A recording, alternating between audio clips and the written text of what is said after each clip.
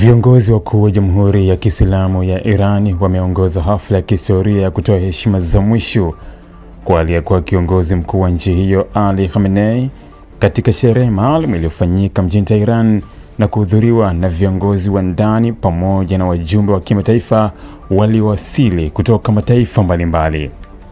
Hafla hiyo imekuwa moja ya matukio makubwa zaidi ya kitaifa nchini Iran katika miaka ya hivi karibuni, huku ikionyesha uzito wa nafasi aliyokuwa nayo Khamenei katika uongozi wa kisiasa, kidini na kijeshi wa taifa hilo.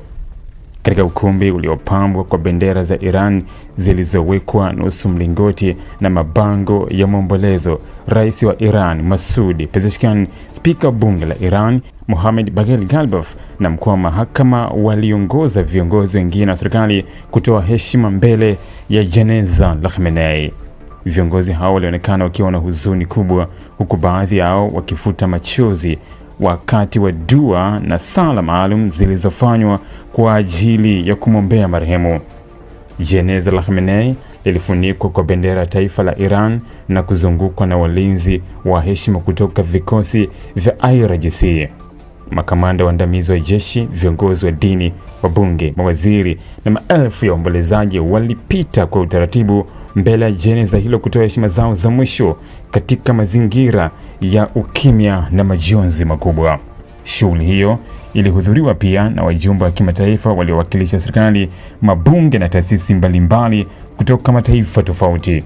Uwepo wao umeonyesha jinsi kifo cha Khamenei kilivyovuta hisia za kimataifa kutokana na nafasi yake katika siasa za Mashariki ya Kati na ushawishi wake katika masuala ya kikanda kwa zaidi ya miongo mitatu. Katika hotuba zilizotolewa wakati wa hafla hiyo, viongozi wa Iran walieleza kuwa Khamenei alikuwa nguzo muhimu ya taifa na kwamba uongozi wake ulifanya Iran kustahimili vikwazo vya uchumi, migogoro ya kikanda na shinikizo kutoka mataifa ya Magharibi. Walisema kuwa sera alizoziweka zitaendelea kutekelezwa na kwamba taifa halitarudi nyuma licha ya kumpoteza kiongozi wake mkuu.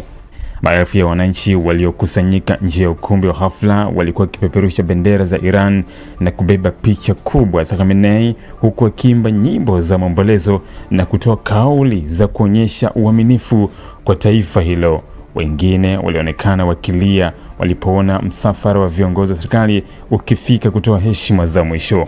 Iran imeweka ulinzi mkali katika mji wa Tehran na maeneo mengine yanayohusiana na mazishi hayo. Vikosi vya usalama, askari wa kawaida na walinzi wa mapinduzi wameimarisha doria katika viwanja vya ndege, majengo ya serikali, barabara kuu na maeneo yanayopitisha msafara wa mazishi. Hatua hizo zimechukuliwa kutokana na hofu ya uwezekano wa vitisho vya kiusalama wakati wa shughuli hizo zinazovutia viongozi wengi wa ndani na wa kimataifa. Mazishi haya yanafanyika baada ya kifo cha Khamenei kufuatia mashambulizi ya anga yaliyofanywa na Israel na Marekani wakati wa vita vilivyotikisa eneo la Mashariki ya Kati. Tukio hilo limeendelea kuzua mjadala mkubwa duniani, huku wachambuzi wakieleza kuwa kifo cha kiongozi huyo kinaweza kubadilisha mwelekeo wa siasa za Iran na kuathiri uwiano wa nguvu katika ukanda huo. Shughuli za maombolezo hazitaishia Tehran pekee.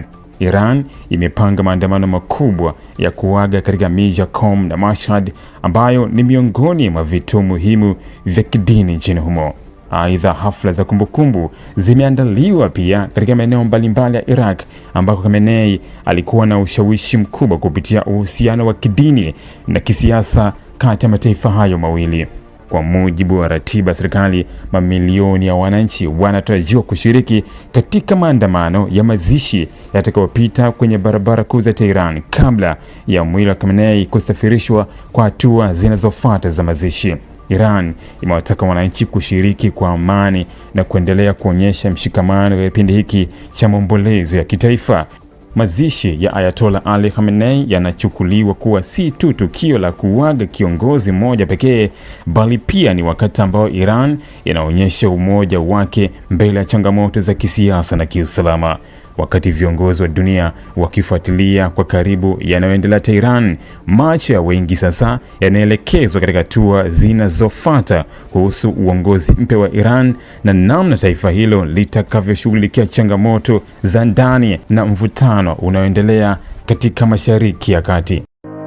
Ili kuwa mwanafamilia bora wa Global TV, usisahau kusubscribe, like, kushare na kucomment.